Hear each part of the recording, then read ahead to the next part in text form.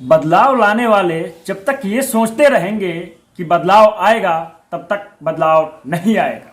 ठीक है, तो देखिए, आप बदलाव लाना चाहते हैं तो अब कुछ नया करने के लिए सोचिए, कुछ नया क्रिएट कीजिए, कुछ नया करने के लिए आगे बढ़िए। ठीक है, तब जाके बदलाव आएगा। ठीक है, आप अगर ये सोच के जब तक बैठे रहेंगे कि अगर हम नया कुछ करने चले और कहीं फेल हो गए तो क्या करेंगे, तब तक बदलाव नहीं आएगा। ठीक है दोस्त, तो देखिए, आपको फेल से डरना नहीं है। फेल का मतलब ही होता है first attempt in learning, first attempt in learning. ये फेल का डिफिनेशन देने वाले हमारे देश के पूर्व राष्ट्रपति डॉक्टर एपीजे अब्दुल कलाम हैं। ठीक है, जिन्हें हम मिसाइल मैन कहते हैं। जब तक वे मिसाइल के बारे में सोचते हैं कि कहीं गलती ना हो जाए, कहीं मिसाइल ब्लास्ट ना हो जाए, कहीं मिसाइल बनाने में हम फेल हो जाएंगे, तब तक वो मिसाइल नहीं बना पाते और ना ही हमारा देश इतना सशक्त हो पाता, डिफेंस में इतना मजबूत हम नहीं हो पाते। ठीक है, इसलिए कुछ नया करने के लिए आगे बढ़ना है तो फेल से नहीं डरना है, आगे बढ़ना है। ठीक है, वक्त बदलता है, बदलेगा और सारा जहां अपना होगा। इसलिए आप निश्चिंत होकर अच्छा काम करें, आगे बढ़े और कुछ मौलिक कार्य करें। ठीक है, तो नमस्कार, मैं हूं राहुल और आप आज सीखेंगे एपीजे अब्दुल कलाम, हमारे missile man APJ Abdul Kalam से 5 ऐसे लर्निंग जो हमारे जीवन में हमेशा कारगर होने वाले हैं। ठीक है, तो दोस्तों, सबसे पहला लर्निंग उनका सीखते हैं हम। वे क्या बोलते हैं, थिंक एंड एक्ट डिफरेंटली, यानी कि सोचिए और कुछ नया कीजिए, अलग कीजिए और उसे अलग करिए।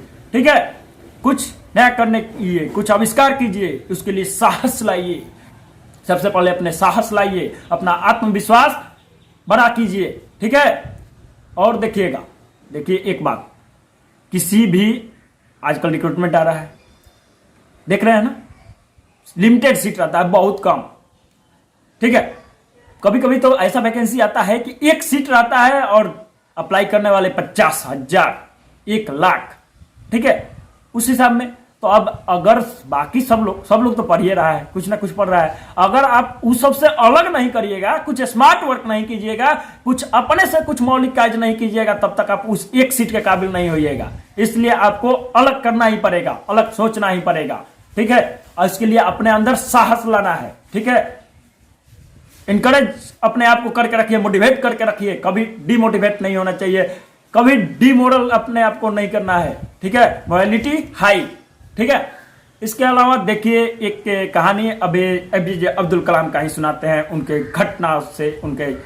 देखिए, एक दिन की बात है, एपीजे अब्दुल कलाम और उनके पिताजी खाना खा रहे थे और उनके पिताजी के थाली में जली हुई रोटी भी आ गई थी। उनके पिताजी खा रहे थे, तब तक उनके माँ को ख्याल आया कि जली हुई रोटी दे दिए है। ठीक है, तो देखिए वो क्या कहें, जाके माताजी उनकी बोली अब्दुल कलाम के पिताजी से कि देखिए, ये तो माफ कर दीजिएगा, गलती से जली हुई रोटी आपको दे दी। ठीक है, तो उन्होंने क्या कहा कि मुझे जली हुई रोटी पसंद है। ठीक है, तो देखिए, उसके बाद में एपीजे अब्दुल कलाम अपने पिताजी से पूछे कि क्या पिताजी आपको जली हुई रोटी वाकई पसंद है? उन्होंने कहा, जली हुई रोटी किसको भला पसंद होती है। इसलिए लेकिन अब उनका मन रखने के लिए आपको कहना चाहिए।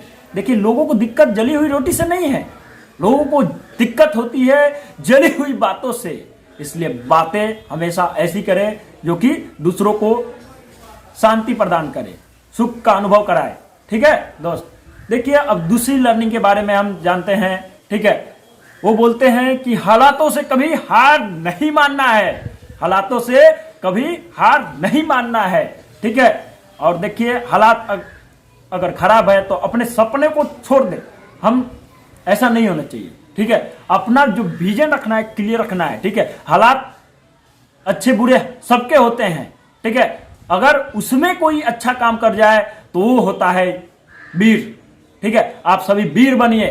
ठीक है, देखिए, अगर अब्दुल कलाम की ही बात की जाए तो वो गरीब फैमिली से थे, हम लोग भी हैं। ठीक है, तो वो उनको इतना तकलीफ सहना पड़ता था, समझ लीजिए, जब वो 8 वर्ष के थे तो उनके शिक्षक जो थे सिर्फ 5 बच्चों को मुफ्त पढ़ाते थे, और वो भी सुबह 4 बजे से। ठीक है, और 4 बजे नहा धोआ के आना पड़ता था उनको। ठीक है, अगर नहाए धोए नहीं रहेंगे तो उनके जो गुरुजी थे वो पढ़ाते नहीं थे, बोलते थे नहीं जाओ नहा के आना, ठीक है। तो 4 बजे से वो उस परिस्थिति में रहे, उसके बाद में जाके पेपर बांटते थे, उसके बाद में नमाज पढ़ते थे, ठीक है, वो सब क्रियाएं करते थे। तो देखिए कभी हार नहीं मानना है और अपने जो भी है हालात जो भी हैं उससे निपटने के लिए आगे बढ़ना है, निरंतर आगे बढ़ना है, ठीक है। और देखिए वे कहते हैं सबसे खतरनाक तो वो होता है, खतरनाक बात यह है कि अपने सपनों को छोड़ दिया जाए। अपने सपनों को कभी छोड़ना नहीं है, सपने हमेशा आपके जो हैं सोचना है और देखना है और उस पर काम करना है, आगे बढ़ना है दोस्त, ठीक है। सपने बहुत जरूरी है। इसके अलावा देखिए तीसरी बात क्या बोलते हैं कि पढ़ना बहुत जरूरी है, एजुकेशन बहुत जरूरी है। बिना एजुकेशन के कुछ भी संभव नहीं है, कुछ भी संभव नहीं है। इसलिए एजुकेशन जरूरी है, बहुत जरूरी है। अगर आप एजुकेटेड नहीं होइएगा, आप अपने हक को नहीं जानिएगा तो आप कैसे लड़ पाइएगा, आप कैसे अपना काम अच्छे से कर पाइएगा। सबसे पहले अपने हक को जानना जरूरी है, इसके लिए एजुकेशन जरूरी है। और अपने समाज को बेहतर बनाने के लिए एजुकेशन ही है जो कि समाज को आपको का बेहतर बना सकता है। Education is the backbone of our society, ठीक है। एजुकेशन जब तक मजबूत नहीं होगा तब तक आप खड़े नहीं हो पाइएगा। इसलिए अपने आप को एजुकेट कीजिए, समृद्ध बनाइए, इनरिच योरसेल्फ, इनकरेज योरसेल्फ, ठीक है दोस्त। तो देखिए तीसरी बात, आपकी जो भी विजन है क्लियर होनी चाहिए। आपके जो विजन है वो क्लियर होनी चाहिए, यानी कि आपके लक्ष्य आपको हमेशा दिखाई देना चाहिए। आपका लक्ष्य क्या है ये सबसे पहले पता कीजिए, आपकी मंजिल क्या है, आपका काम क्या है, ये जानना अति महत्वपूर्ण है, ठीक है दोस्त। अगर आपको मंजिल आपका बेहतर दिख जाए तब जाके आप आराम से मंजिल के ओर अग्रसर हो जाएंगे, आप उस पर काम करने लगेंगे और वो मंजिल एक दिन में तो नहीं मिलेगी लेकिन एक दिन अवश्य मिलेगी, ठीक है दोस्त। तो देखिए अब्दुल कलाम के भी विजन थे, उनका विजन था हमारा देश बेहतर हो, हमारा भारत बेहतर हो, ठीक है, उसमें भारतीयता का विकास हो, ठीक है, बेहतर एजुकेशन हो, बेहतरीन सोसाइटी बने, हमारा भारत फिर से विश्व गुरु बने और हर क्षेत्र में मजबूत हो, सशक्त हो, समृद्ध हो, ठीक है। इसके लिए उन्होंने काम किया, ये विजन के साथ उन्होंने काम किया, इसलिए वे आगे बढ़े और भारत को डिफेंस में इतना ज्यादा मजबूत बनाए और राजनीति में भी इतना सशक्त योगदान देने वाला कोई ऐसा महत्वपूर्ण महापुरुष नहीं हुआ जो कि एपीजे अब्दुल कलाम ने करके दिखाया। और चौथी बात, आपके गोल हाई होने चाहिए, आपके जो लक्ष्य है वो हमेशा पीक पे रखिए, हाई रखिए, ठीक है। लाइफ में अगर आपके लक्ष्य ऊंचे होंगे तो आप ऊंचे कार्य कर सकते हैं, वरना नहीं। देखिए एक स्टेटमेंट आपको अब्दुल कलाम का ही सुनाना चाहेंगे, life with high goal is like a balloon in the air.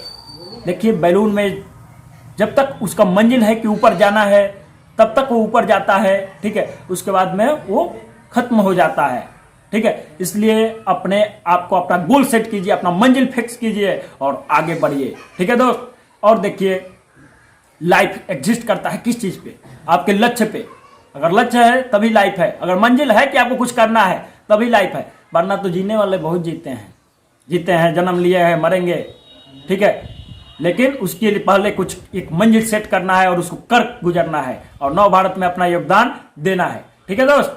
इसके अलावा देखिएगा, इसको गुलजार साहब के अपना उम्मीद भी जिंदा रखना है, ठीक है। इसके अलावा एक गुलजार साहब का एक बहुत अच्छा कोटेशन मुझे याद आ रहा है, वो आपको सुनाएंगे।